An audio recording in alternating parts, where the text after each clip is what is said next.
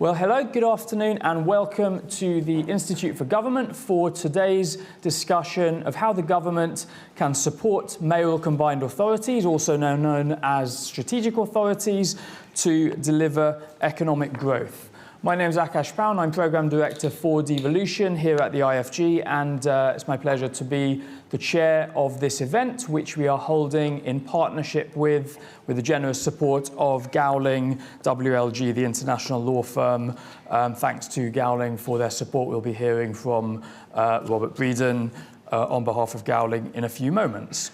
So the context for today's discussion is, of course, that in its white paper published just before Christmas, the government set out plans for the extension of mayoral devolution, the combined authority model, to all parts of England over the coming years, and also for a further empowerment, deepening of the powers of mayors and of combined authorities in areas such as transport, skills, employment, housing, planning, where we've just seen the planning and infrastructure bill published today as it happens, and other key drivers of growth. And it's clear then that ministers see metro mayors and the strategic authorities they lead as key partners in helping the government to achieve its growth mission, its house building and infrastructure, net zero, and other targets that go along with it.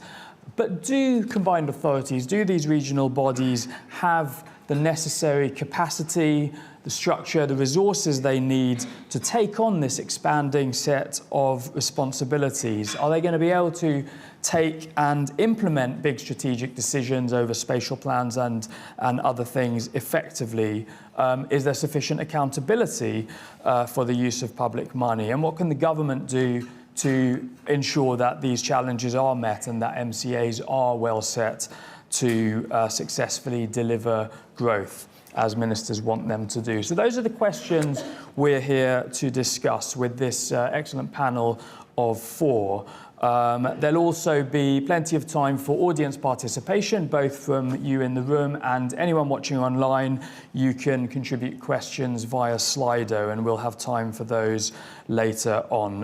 But before hearing from the panel, and indeed from you in the audience, I'm delighted, first of all, to introduce Robert Breeden, who's partner, co-leader of government sector at Gowling. Robert, thanks a lot again for your support. Thank you very much. I'll be very brief. Just to add to welcome from IFG, welcome from Gowling WLG. We're delighted to support this afternoon's event. At Gowling, we advise clients across local, regional and central government, as well as partners and suppliers into the public sector. And the range of advice that we provide covers real estate and housing, planning, education, health and social care, and indeed large infrastructure projects such as those involving transport networks. And so we have a particular interest in those areas, those powers that have been devolved to mayoral combined authorities, because the work that they do is directly relevant to the work that we do. And as lawyers, we're particularly interested in the conversation this afternoon because we have a natural interest in decision making and accountability. And I'm interested to hear some of the conversation on that this afternoon. But our interest at Gowling is far wider than all of that. At Gowling, we employ nearly 1,500 people in the UK, and we're based in London, Birmingham and Leeds. And each of those is, of course, within the area of a combined mayoral authority. And so my colleagues and I will be listening this afternoon with great interest, not just with our legal hats on as legal advisors, but perhaps more importantly, as representatives of an organisation whose people are directly affected by the issues that we'll be discussing this afternoon. So we're looking forward to hearing from the panel as to how we can collectively work together to help combined mayoral authorities be a success and to drive growth and prosperity into their local communities. Thank you. Thank you, Robert. Great. So, I'm now delighted to introduce our panel.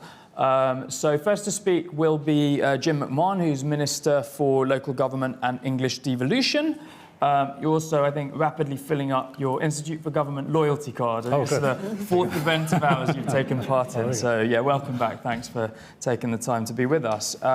We'll then hear from my colleague on the far left here, Rebecca McKee, who's a senior researcher working across the public finance and devolution teams, and author of a almost published, soon to be published paper on how to make MCAs more effective that we will hear a sneak preview of in a few moments. Then delighted to welcome Laura Schoaf, who's Chief Executive of West Midlands Combined Authority, one of the largest, longest established MCAs and very much one of the trailblazers about to take on the new integrated settlement funding system. And I'm particularly interested actually to hear what the Combined Authority has been doing to get ready for that big change. And then, last but not least, welcome to Amy Harhoff, who's Chief Executive of neighbouring East Midlands County Combined Authority, to be technical about it, which is one of the newest combined authorities formed just last year. So, Amy, really looking forward to your insights into how to set up a new combined authority, which is something many regions of England will have to do over the coming years. So that's what we've got to look forward to. That's definitely enough from me. So Jim, over to you. Really interested in your overview of what is the government's plan to support MCAs to take on these responsibilities and deliver what you want them to deliver. Well, I think the first thing to say is just how well combined authorities and mayors have done in building the capacity that they have. I think all of them would say that they started from a different point than their even near neighbours in some cases. Some have a long legacy, a long history of working together and creating that shared capacity. Others less so, and they're developing that really from scratch and co-designing it on that basis. But what all of them have done is to be able to use their soft power, if you like, to win over the argument that far better that we work together and we pull in the same direction to achieve the economic growth, the housing development and the social progression in our area. Where I think government has more of a role to play, though, is to make sure that every area gets the support that it's needed, that every area has the resources that are required, and actually how we rebuild the foundations and the framework, the scaffolding, if you like, that goes around that, is very much what the white paper is there to do.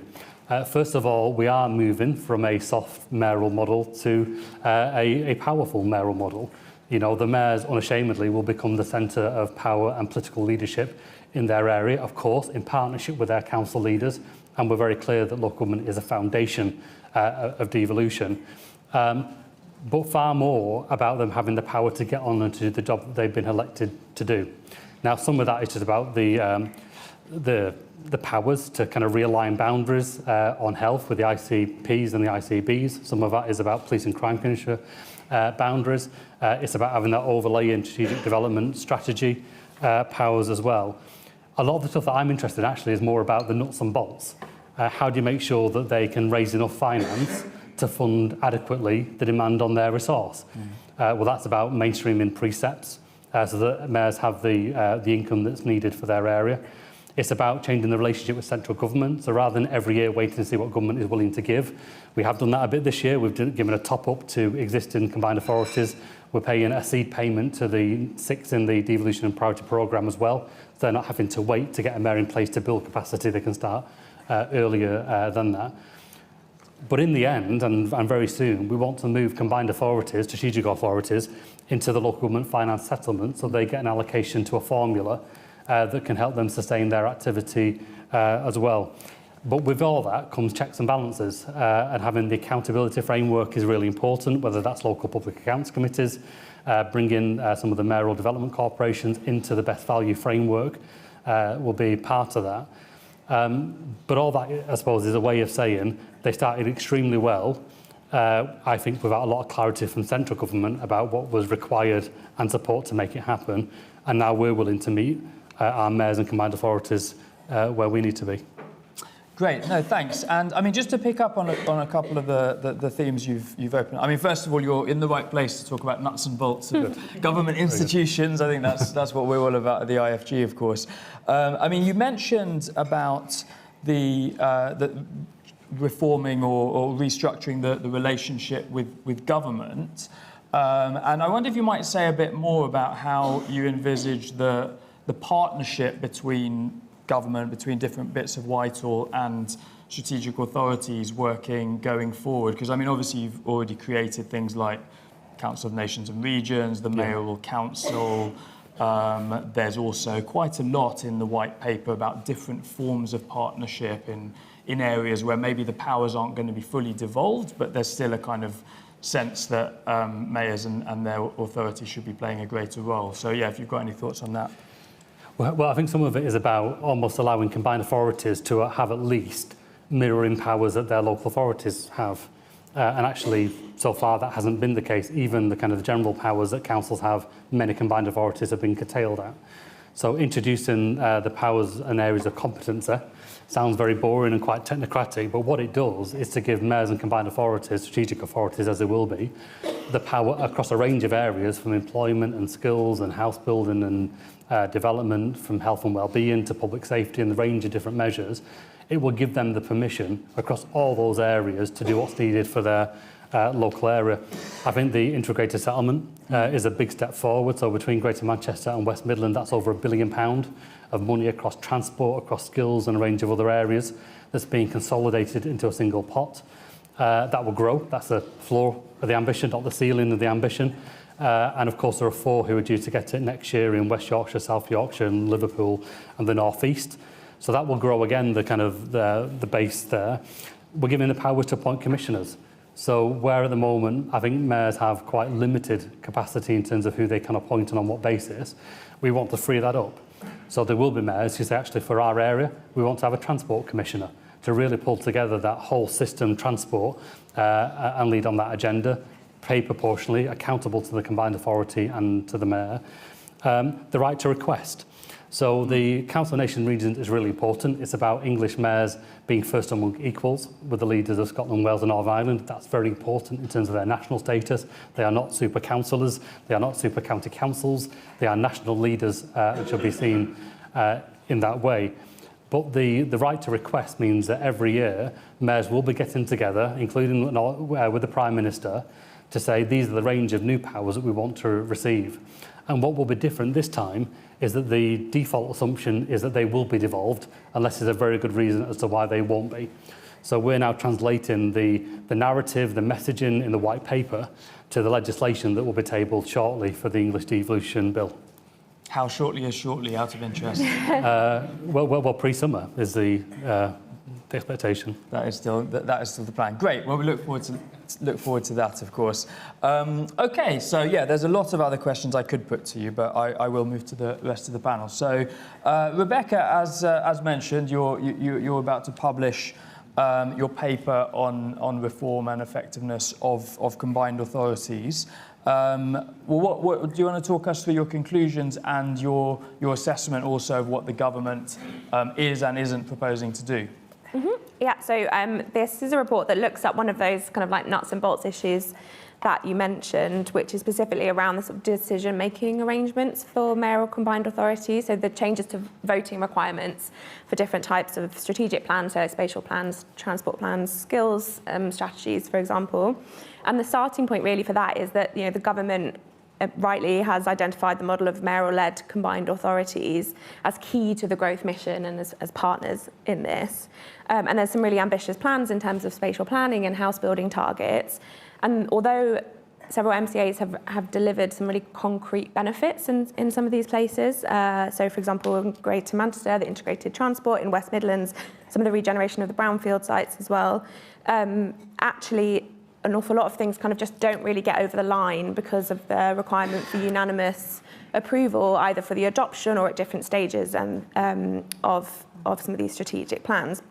And what I think's worth remembering is that these restrictions were built in early on. They're a function of like the model, because initially taking on a mayor wasn't particularly very popular, either unsure of the benefits or concerned about the kind of power that they would have. But we're in this context now where we're certain that MCAs are the place that we think are best placed to kind of push through some of these plans to help with regional economic growth. And identifying that kind of that's one of the blockers, the voting requirements, I think was the starting point for this. So just as an example of the MCAs that have the powers for spatial development development strategy. 3 require unanimous agreement to adopt the plan, which gives the like a veto basically to a single constituent council, which is what happened in Greater Manchester after spending 10 years developing the plan when Stockport pulled out. The North East Combined Authority, which is a newer combined authority, requires unanimous approval to confer the duty on the mayor to kind of begin producing the plan, but actually is a simple majority to adopt the plan as and when it's developed, although they haven't done that yet. And so there's different kind of models for how you would have those voting requirements. What's quite clear is that the cost of not having these kind of plans in place at this level is that you kind of have poorly distributed housing, or you have poor alignment with need in other policy areas. And we've previously recommended a change to simple majority voting, which we were very happy to see in the white paper in December. So this report, we kind of expand a little bit more on the case for change, so drawing on different case studies and looking at what's really going on there. And that prompted us to look a bit more at the wider decision-making process. So voting requirements are one part of the problem, but really it's around capacity and capability, and also about accountability mechanisms, that kind of like broader package of reforms, which there are definitely some in the white paper, and that's really great to see. And then in this report, we kind of go a bit further and look at some things that maybe we think are missing, or how you might beef up some things. For example, the secondment scheme, which I really feel needs to be a formalised or integrated system that goes both ways, so that you've got knowledge sharing both from combined authorities into Whitehall and from Whitehall into combined authorities. And building on some of the work my colleagues have done on civil service, it needs to be kind of part of a career path there. And there's having like actual tangible ways for civil servants to be able to like share that knowledge when they go back into government departments. So yeah, the report basically looks at how you can make sure that decision making is more effective. So you have the goal of better policy outcomes, which is the ultimate goal, as well as being more efficient, so faster and fewer blockages, and how we can kind of look at that in the round. Great. Yeah, no, thanks, Rebecca. So yeah, do look out for that paper coming out on Thursday. I mean, so we've talked a bit about already capacity of strategic authorities, and I know that's something you looked at. I mean, where do you think there are the most significant gaps or challenges in ensuring there is the capacity that these institutions need, and in what kind of functional areas? Great. We'll go through these, and then I'd be super interested to hear where I've missed things or not. But I mean, the first one is planning, which I think a lot of us know about, and I think I was complaining earlier about my own personal situation. But there's around a quarter of planners have left the public sector between 2013 and 2020. It's figures from the Home Builders Federation, and a shortfall of, that was over 2,000 planners in local government at that point. The other work that I've been doing with a colleague on local growth plans has really highlighted the problem of capacity and capability of economists. And again, this is one of the areas where there's going to be competition among different combined authorities, kind of as we spread devolution to more places. But the other shortfall in economic and analytical capacity, and that's a problem particularly for local growth plans, but this is for like economic strategies kind of in the round, is that these really need to be built on a robust evidence base. And it was great to see in the white paper there's continued support for ONS Local, which I think is a great initiative, and obviously the Mayoral Data Council. But MCAs really need this capacity in-house, partly so that it's very important that it informs their local growth plans, but also for central government it's really important that they can be sure that all of these different plans are built on quality, robust evidence, and that's consistent, if that's then going to form part of the work that goes into the National Industrial Strategy as well. The other thing that I thought was interesting that came out of the work that's in this report coming out this week is actually the importance of administrative capacity as a tool for like smoothing the decision-making process, which we know in central government is really important around cabinet committees and all that kind of thing.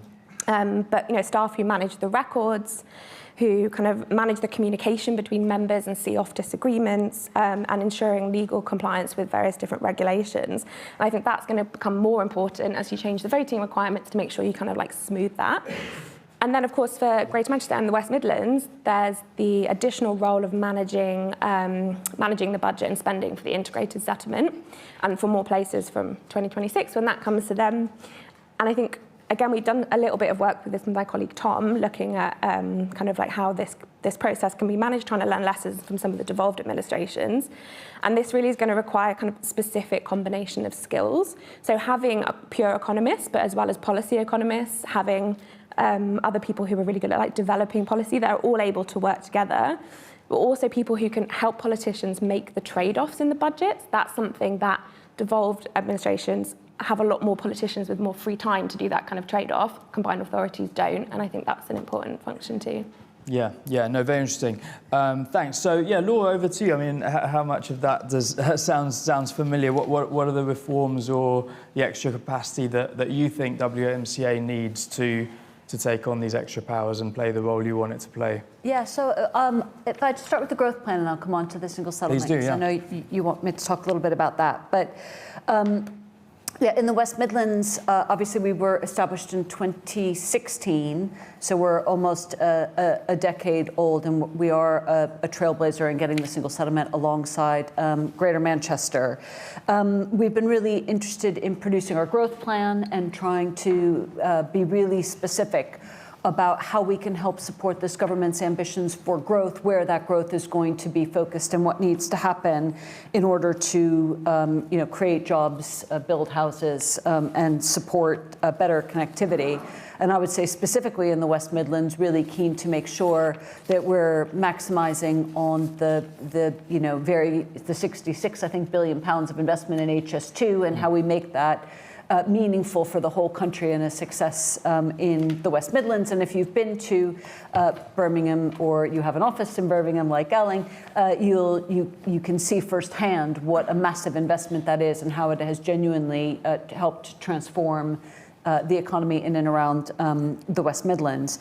There is more, and we really welcome the integrated settlement. We really are hugely proud of what we've been able to achieve and deliver around devolution, but there is more that we would like to see devolved in and around employment support, technical education, business productivity, some of the areas where I think there's still some room to go with other government departments to win the battle around devolution and why it's so important. Some better integration with Homes England, and when we think about what we do need to do in terms of regeneration and spatial planning. For us, I think a gap in our capacity is this ability. We have probably 7 massive strategic sites across the West Midlands that we want to bring forward that will genuinely help drive the government's growth ambitions. But those skills, in both in terms of economists and in terms of planning, but also in terms of regeneration, we are all, as you mentioned earlier, competing in the same space, often for the same talent. And so really welcome a conversation, as we move to explore mayoral development corporations as to how we build that capability and expertise in the West Midlands. The integrated settlement is fantastic. I think we're moving from somewhere north of 90 different individual grants we have with government into a single devolved settlement with under 5 pillars with a percentage of fungibility. That's my new favorite word about the integrated settlement. Yeah. The ability to move money in between some of those pillars and really importantly, and often not talked about, a single outcomes framework. So there is definitely work to do to think about how we get through decision making on that. But there is another side of that, which is from a combined authority perspective, not managing 90 different work streams with different frameworks for success is also a huge savings for us. And so being able to think about how we get that benefit in terms of the outcomes framework and in terms of the easier administration and working with government in that 1 year that we have before we have the longer term settlement is something we're really keen to explore. I just want to pick up on the issue of secondments, because we have a number of secondments in the West Midlands from central government, and it is one of the most helpful things that we have. So both for us to understand things we don't understand about how central government works, but also for colleagues in central government to understand some of the challenges. That knowledge exchange has been absolutely hugely beneficial. And I know people in our organization, when they think about career progression and they think about wanting to have a career in being an American, what I would call public service, which is, that is a calling. It's for people to have that ability to move between. Opens up huge career paths and makes it really attractive for people to come and work. And as combined authorities grow, and there are more of us, and we need more people to come work in them, the more attractive we can make that proposition for what public service looks like in regions and nationally, the better. So I'll stop there. Great. No, thanks very much, Laura. And I mean, there's one specific recent reform in WMCA. I know that the mayor elected last year was keen to make, and I was interested to get your assessment of that. So as I understand it, unlike many of the other combined authorities, you've now moved away from having kind of portfolio leads. Oh. So previously, the leaders of the constituent councils would have been the lead on transport, housing, skills, and that's no longer the case. And you've set up instead a system of I forgot what they call it. There's a council of experts and different workforce groups to lead on policy development. So what was the rationale for that, and what are the lessons other places might learn from what you've done? Yeah, so it was very interesting. So we used to have each leader have a portfolio for which they were responsible. I think we wanted to try a different model of engagement, where our leaders spend a lot more time together in informal decision-making and discussion meetings, as opposed to each leader working through a combined authority on a specific issue.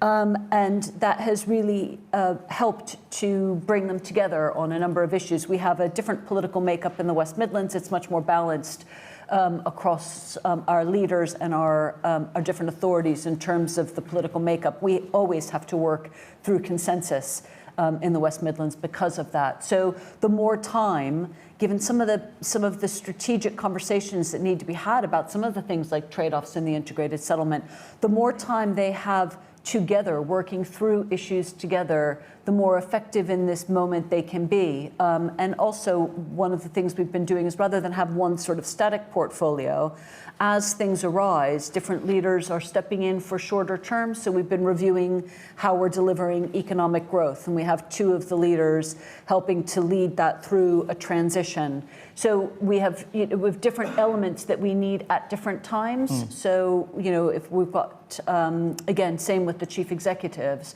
So as we're moving into talking more about public service innovation, again, we've got a leader who's looking at that, but it's not a portfolio as such. But I think I would reflect that you can't underestimate how much time it takes. And leaders are very busy people. They're running their own authorities. So that how we make the most of their time. And part of that was listening to them about how they wanted to spend their time, respecting that, and then making sure they have time together to work through some of the things like in the single settlement that are really fundamentally new things for them to consider and discuss, and for them to be able to do that together. Yeah, interesting. Yeah, it's an interesting model. Other places might well want to learn from. Amy, over to you then. So as mentioned, I mean, you're chief exec, I think you've worked in at least 3 other either combined authorities or combined authority areas. So you've got that broader perspective on the system, and you're now running one of the newest authorities set up. I mean, what are the insights you've learned about how to build effective institutions at that scale? Sure, and be super kind to me because it's only week 6, so all the difficult questions this way, please. So one of the newest, in the reverse to Laura, really, one of the newest and one of the largest. So I think between us we represent about 5.5 million people, about 2.3 of those in the East Midlands. So it's an area of real scale, significant number of businesses, high productivity. And I guess the exam question of the combined authority is, how do we harness that heft for growth? And hence why we have decided to enter into a combined authority. For me, I guess I've got a really unique, exciting challenge in that I get to build the organisation from the ground up. So we didn't have some of the architecture that our colleagues had, as the Minister referenced, so things like a transport body didn't already exist in the East Midlands.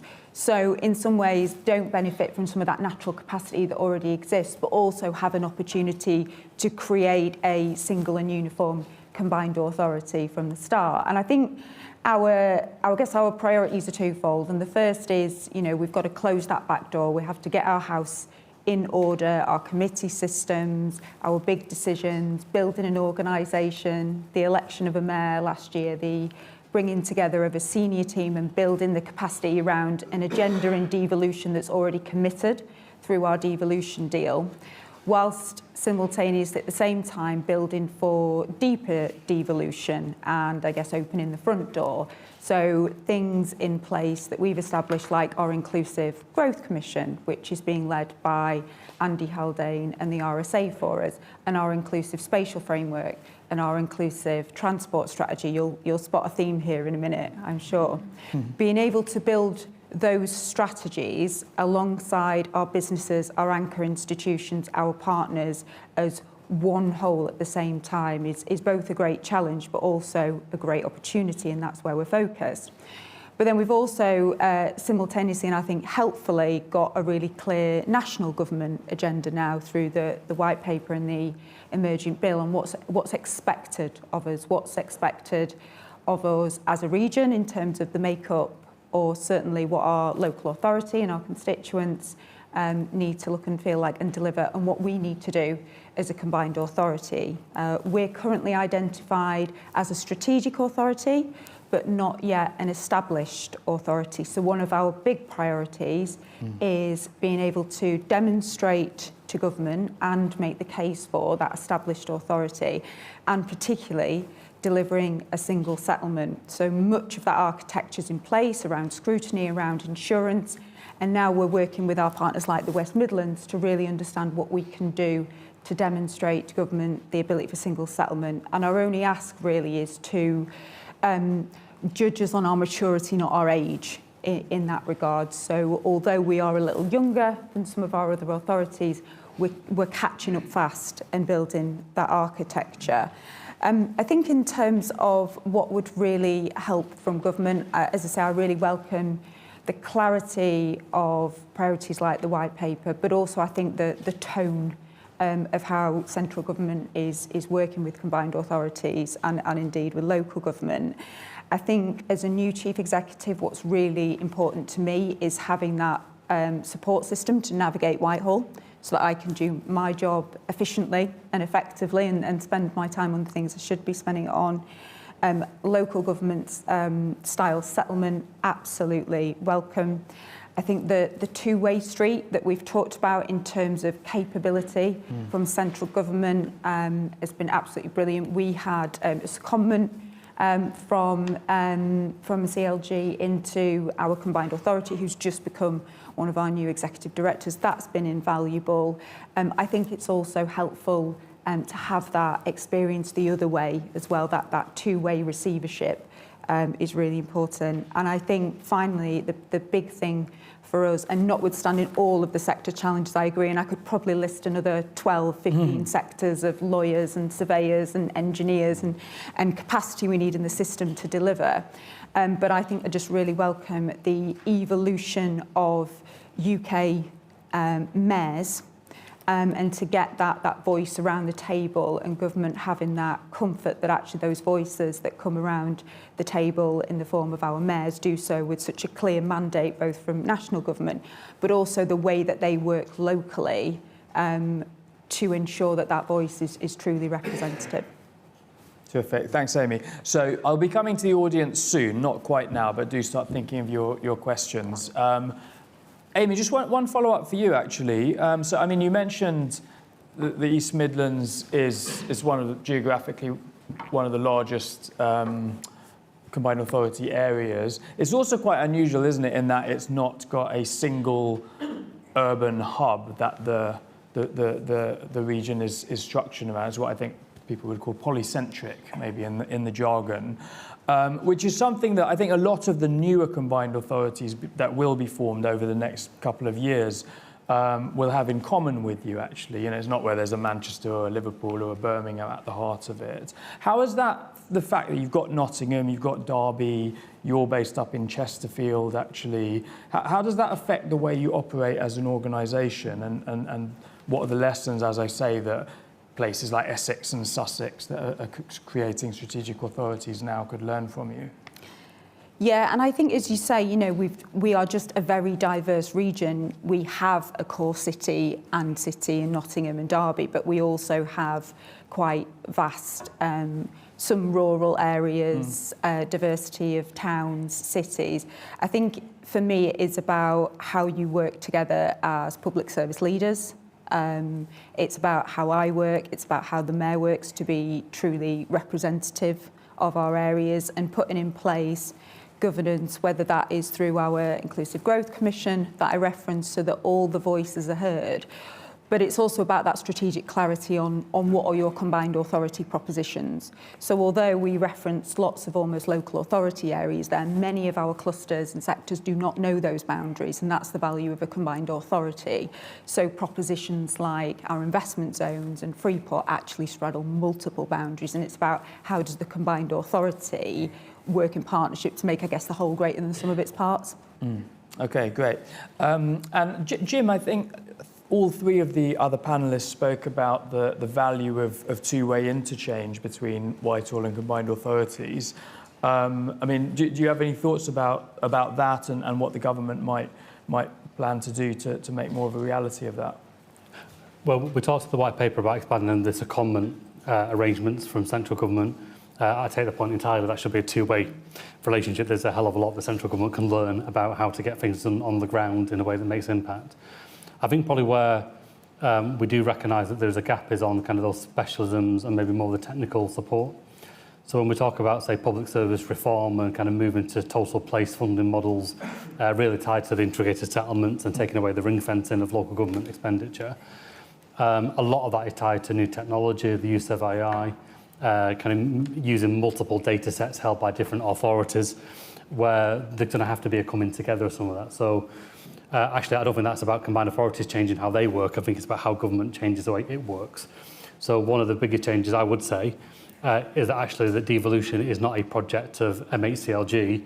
It is a UK government project where we're working with number 10, number 11, the Cabinet Office, and actually the kind of the work that we're doing on public sector reform pilots with combined authorities and local authorities are very much about kind of rebuild that. So if you think about kind of the IS settlements very much being about the centre of the donut, the total place is the outer ring really. It's how do you command more control over all the public expenditure in the area, marshalled around a single plan for the place where kind of a very good outcome is.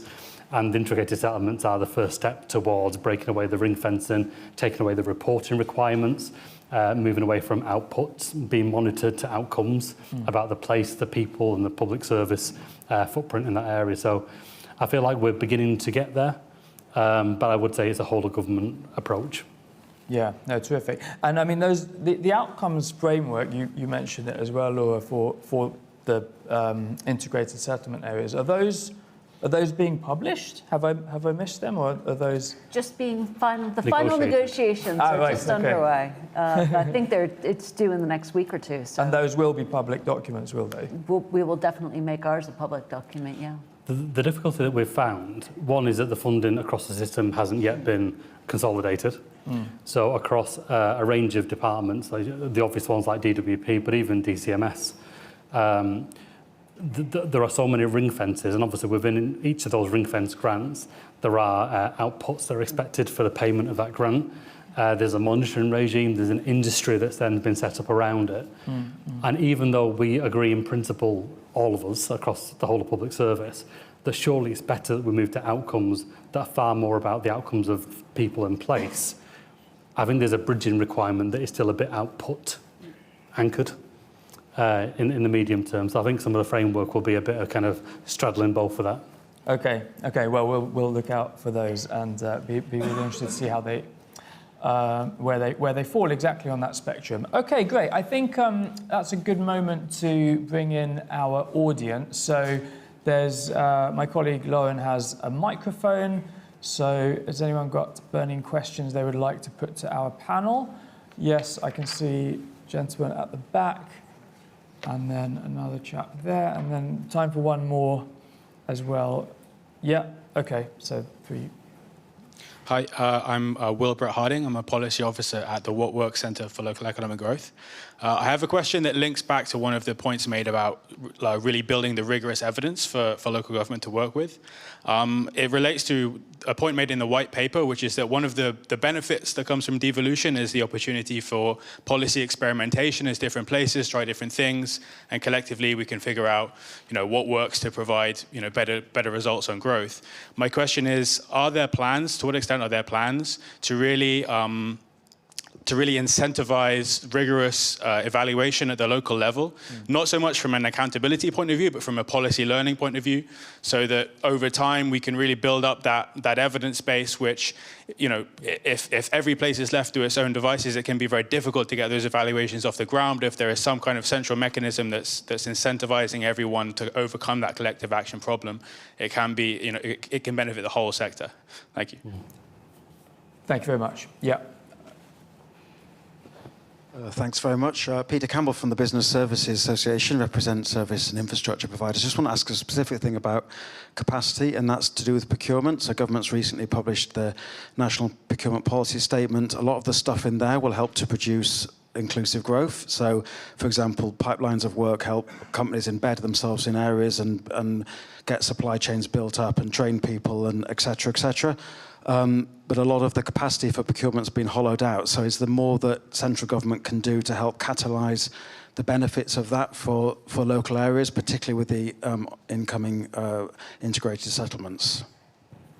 Okay, thanks. And then, there's a chap there. Yeah. Thank you. Patrick Griffin, the Campaign to Protect Rural England, Berkshire.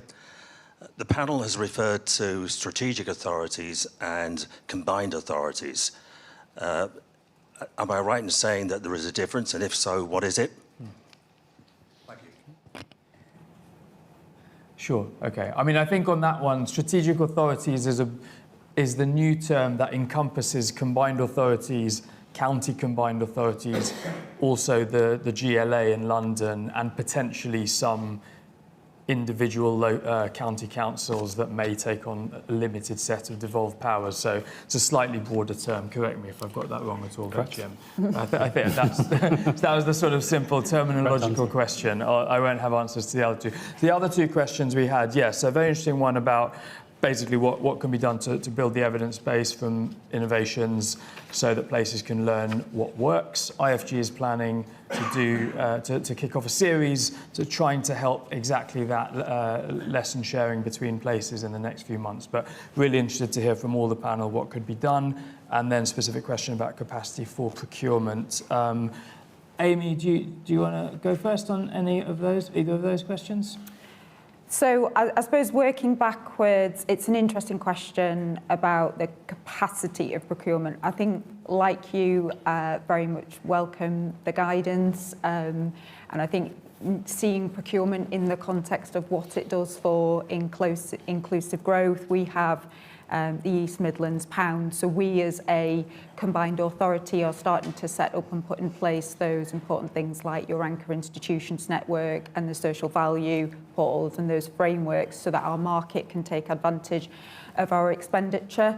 I think there is something else, won't comment from a government perspective, but one of the other things that we are doing in the East Midlands is around public services and leadership academies, and really understanding making public service an attractive career prospect, but then really understanding within public service across the East Midlands, what are the gaps in the market, whether that's planning, procurement, engineers, the long list of sectors, so we can start to really target, I guess, whole service leadership academies. Because the other challenge that you get is, of course, we are all fishing in the same pool of workforce. So that's one of the things that we're doing, but I'd leave the national question.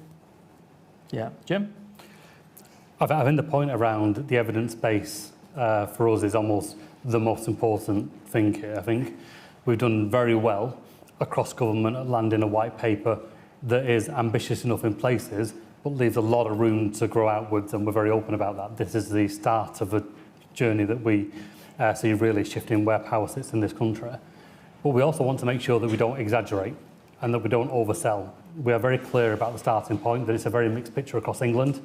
And I think for many parts of England, they see that mayoral combined authorities, that will be strategic authorities, are a preserve of the Midlands and the north of England, and it doesn't really apply to large parts of the counties of England.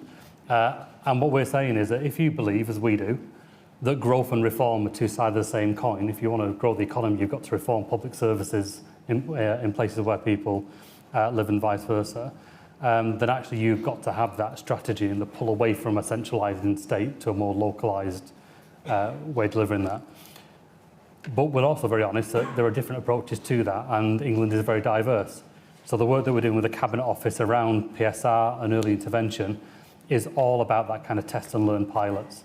And it is giving permission for the sector to, if you are going to fail, fail early, but also learn from that failure. And there is a kind of a characteristic of local government, which is we're getting better at looking outward and sharing success.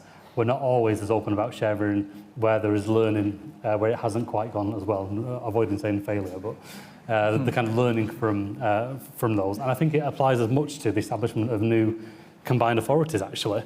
You know, the growing pains of establishing new partnerships, not just within your constituent members, but within your business community, within your universities and your skills providers and your citizens, is a new dynamic, actually, in many places that needs to be built up. And one thing that we're keen to do, as well as the test and learn on the ground stuff, is also a bit of test and learn about how our existing combined authorities, chief executives, you'll get a call at some point, and mayors, through UK mayors and through the LGA in terms of the council leaders who have kind of earned their stripes as well, say, well, actually, what can we do with the 6 new areas in the Devolution Priority Programme so that they're not relearning the mistakes that you learned a year ago, 5 years ago, in some cases even 10 years ago.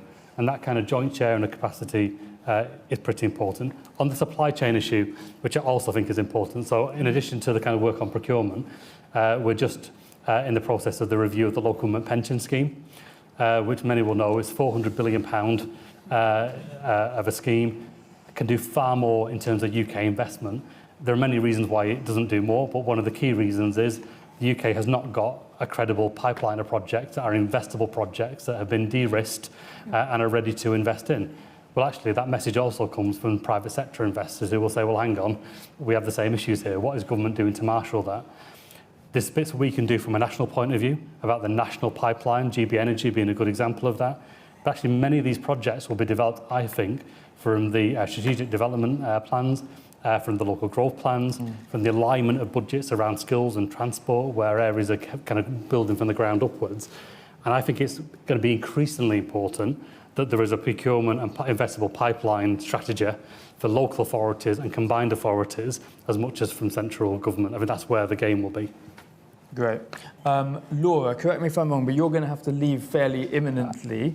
I do. So I just, want to give you a chance to answer those questions. But also, while you're still here, I'll put another question to you that's come in from the online audience, and then I'll bring in the others on this point afterwards, which is specifically about the accountability mechanism for mayors and how you think that could be enhanced or improved. And the point being is a question from Tom Brake from Unlock Democracy points out London has the London Assembly to hold the mayor to account. What about elsewhere? So that one as well, if you've got thoughts. Yep. So being American, I love failure. So I'll be the first one to be American still. If you're not failing, you're not trying, right? So we've done lots of things wrong over the past 10 years, and nothing would make me happier than from colleagues not making the same mistakes that we've made. And I don't think anybody should be shy about that, because obviously it's a new form of government and things are working and things are not. We are just starting on the basis of integrated settlement to actually look at doing some transformation work of our combined authority. One of those themes is around data and digital, and that is very much about what we want to do through integrated settlement is to refocus our combined authority very much on thinking about how that evaluation feeds back into the policy making, because with an outcomes framework, which is less specific than 9D grants, but not totally without things that we need to deliver. How we're measuring ourselves against that will be really how effective devolution actually is. We feel the weight of responsibility, right? As a trailblazer, we want to prove that devolution will get better outcomes. So for us, that evaluation bit is really important. And we're looking at actually doing some reorganization ourselves to make sure that we are integrated, settlement ready, if that makes sense. So over the next year, restructuring the organization, and evaluation and data is absolutely at the heart of it. Accountability is absolutely tremendous, right? I mean, mayors are accountable to the electorate, but actually, how are we going to hold accountable bodies like ourselves and those of us who run them and our mayors accountable for those large sums of money? Now, the outcomes framework is one way. Historically, I know as a group of mayors, we've talked about the Public Accounts Committee because actually for a lot of departments, asking them to devolve funding is one thing. They're still accountable in the other hand. And if you really want full devolution, you have to be fully accountable. So I think there's a conversation for all mayors to have about how they can stand up and be accountable and responsible. And I've not known them ever want to duck that. But it's got to go hand in hand with devolution, absolutely. Yeah, terrific. Okay, well, thanks. If that's your last word, then many thanks to you for joining us. Apologies to the panel. I'm very sorry you did let us know you had to leave at 4. So, yeah, no, thanks very much. Hopefully people can stay for a few more minutes as we started a bit late. Rebecca, do you want to come in on either that last point about accountability or the previous discussion about evaluation and learning? Yeah. So something that I think kind of touches across a couple of these different questions and is also in the report, so I'm going to use this privilege to talk about it a little bit, is about the role of public engagement, which is useful for policy development and this kind of like policy experimentation stuff that we talked about. But it's also really useful for accountability and scrutiny. And I think one of the exciting things about sort of broadening and deepening devolution is the point of these institutions is they're geographically closer to the people that are electing them, and there's some really exciting opportunities. Also, local government has done some really interesting stuff with public engagement, so there's an opportunity to learn there. There's obviously some of the larger scale things that have been done around like citizens' assemblies that Jamie Driscoll and Oliver Coppard have done, but those are quite costly, big projects that really most benefit from being built into much more like embedded democratic processes. One of the things we looked at in the report is how you could build in or embed some other kind of smaller scale processes into both like the scrutiny and policy development kind of work that MCAs do. And I talk about, there's a project I worked on years ago, which was called MH2K, which forms part of these kind of like peer-reviewed processes. And it was a youth-led mental health project where we worked with Leaders Unlocked and we in a few different cities across England, where they basically designed a workshop, went into youth clubs, and then they were commissioned by clinical commissioning groups and local authorities, and they fed directly into their youth mental health schemes. That kind of stuff, I think, can be really powerful, but it links to the evaluation point, because we need much more robust evaluation of how that, kind of what the impact of those processes are on policy making, and also how useful it actually is for accountability, because, you know, all kind of heard of town hall meetings and how that kind of stuff can go into a little bit of disarray. So interesting ways of looking at how you can do that.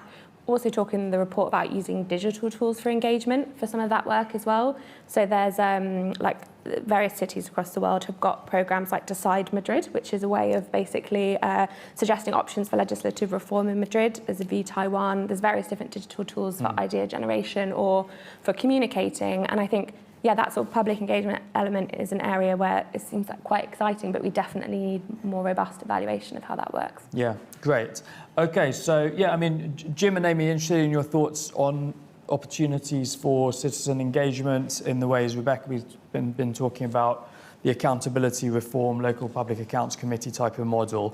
Also, just conscious of time, I'll throw in another couple of questions at the same time, if I may, from the online audience. So we've had two quite similar questions actually about fiscal devolution. So one from someone anonymous simply says, we've got the most centralised government of all OECD countries.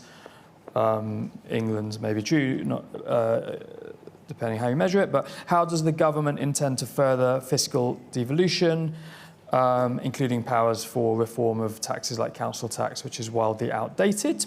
So interested in thoughts on that. And then relatedly, yes, when a primary benefit of economic growth, additional tax revenue, is redistributed away from the local area where it's generated, what economic growth incentive do mayors have, and wouldn't fiscal devolution fix the incentive issue? So, Jim, do you want to go first? And then Amy. Yeah, I mean, where should we start? I mean, in terms of citizen engagement, I think we need to be probably a bit careful that we're not holding newly elected mayors to a higher standard than we hold central government, because I've witnessed quite a lot over the last 20 years of central government saying that's a very good idea, but what about? When actually they've been held to a much higher standard than the minister at a point in time that's been asked to give a little up. And from my perspective, of course, I'm elected by the good people of Oldham, West Chadderton and Royton. Thank you very much. I appreciate it. And I hopefully do a good job at representing them. But nobody elected me to be a minister of government. You know, I've been appointed for that, and I'm going to do it with diligence, and I'm going to do it with public interest and the rest of it. But I just throw that in terms of a counter to the council leaders around the combined authority table and the way that sometimes gets brought in to question. However, I do think that we can do politics differently in this country. I think people are sick and tired of having things done to them, even, by the way, very laudable things quite often, but whether they like it or not.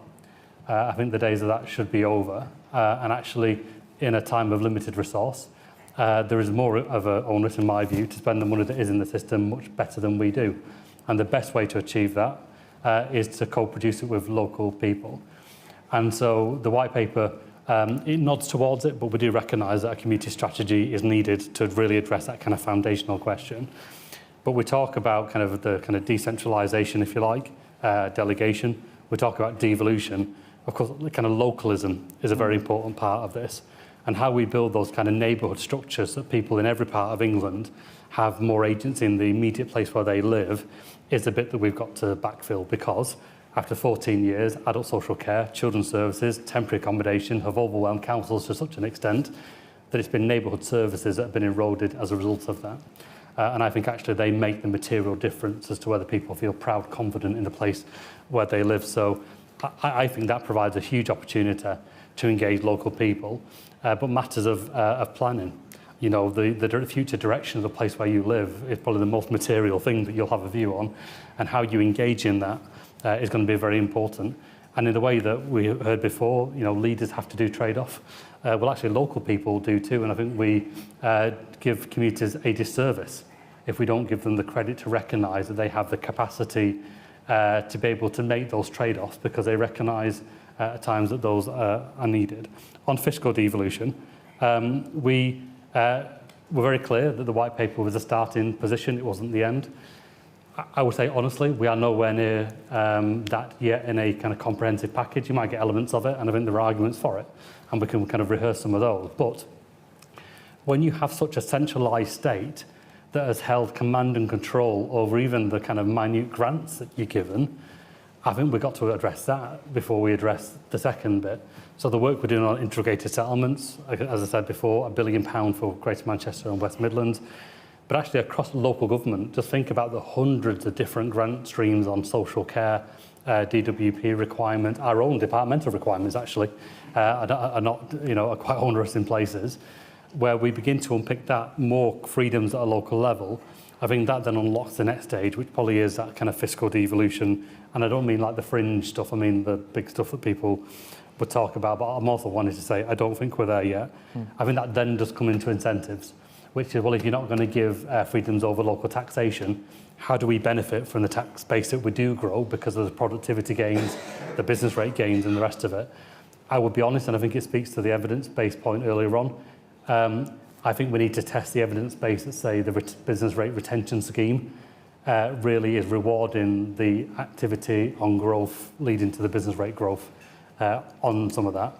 And by the way, I signed the Greater Manchester Devolution deal a decade ago that said business rate retention should be foundational. We should be able to generate, but we should also be mature enough to test that and say, well, is there really a relationship between the tax base being grown at a local level and the interventions that were taken at the local level to achieve that or not? I think we should test that. Yeah, really interesting. Thanks. Amy? Yeah, I'll have a go. So So in the more medium term, the citizens panel or equivalent is the sort of thing that we are looking at through our Inclusive Growth Commission and to be inclusive in design. So that's a conversation that we're having with the communities of the East Midlands as well, which is about how does this work, and to the Minister's point, what is it for? So I think that's really important, and we'll report on that in the end of the year. I think in the meantime, two things. I mean, if this is ultimately about accountability and governance, I would remember that in establishing devolution, we do put in place good governance and assurance, whether that's through our board, which is open to the public and open to questions of the public, and our many committees that sit underneath. There are already very visible governance frameworks through securing devolution that do ensure that mayors are visible and accountable. My mayor attends at the moment all of those committees, takes mayoral questions, takes follow-up, is there in public, and I think that's really, really important to know that that is there. And then I think the other side of this is there is almost that informal visibility of the mayors and the way that they work, some of which is a requirement under things like single settlement, like the public and town hall events. So a lot of this does exist. So I think in as we talk about this, it needs to be how does it build on what's already there in terms of, I think for mayors are incredibly visible and have to be incredibly accountable because of the weight that has been put on them. And I see that as ultimately a really good thing because it also attracts a lot of ideas and a lot of momentum around mayors. I think in terms of the fiscal devolution, certainly from an East Midlands perspective, really welcome being the only inland free port NIZ when we look at what that potentially allows us to do in terms of incentivisation in creating and agglomerating big clusters and businesses, but then what it means in terms of our ability to regenerate that funding locally is very, very welcome. And I think the other side of this, although not under the question, is just back to, for us, the importance of getting into a position where we can stand shoulder to shoulder with our other established authorities and have those single settlements. And it's particularly important for a very centrally located combined authority like ours. We have real functional geography next door to Greater Manchester, South Yorkshire, Laura in the West Midlands, and it's really important that as we look to do things as UK mayors and regions that we're doing so on a general basis of the same powers, whilst completely accepting we've got to get some miles on feet in being able to pull those powers in. Brilliant. Thanks very much. Well, I think that does bring us to the end of the hour. Many thanks to all of you for joining. Thanks again to Gowling for their support of this event. And of course, thank you to our excellent panel. Please do join me in thanking them.